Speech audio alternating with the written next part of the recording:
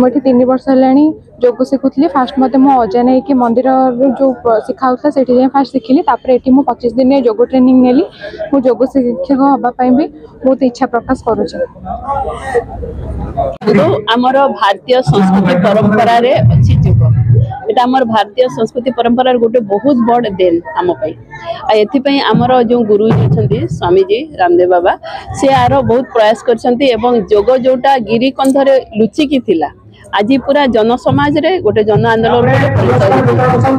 आज बहुत गर्व अनुभव कर आमर ढेंकानाल जिला कामाख्या नगर तहसील रे एपरी गोटे सुंदर कार्यक्रम सहयोग शिक्षक प्रशिक्षण कार्यक्रम 25 दिन धरी चली एवं बहुत सुंदर भाव चली एवं आमर जिते राज्य प्रभारी अच्छा समस्ते एठू आसिक भी क्लास देइछंती एवं माने एमती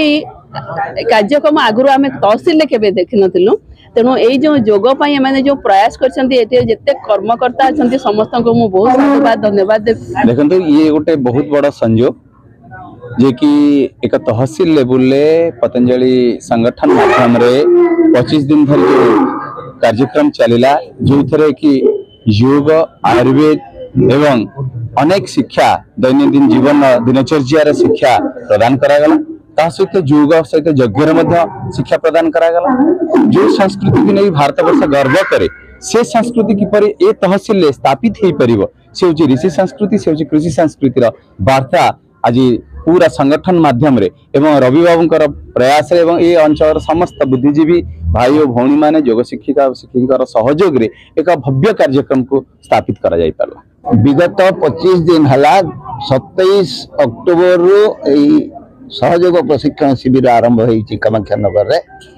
रवि भाई उत्साह एवं उद्दीपना आपण मानकर समस्त सहयोग रे आज समापन होची रोग पाई जोग ये जो उक्तिटा माने समस्ते दोहराई सब बेले तार मर्म है जे जदि जड़े जोग करे ताहले रोग रहिबो नाही जदि जड़े रोगी भी जोग करे से उपयोगी हो जिवो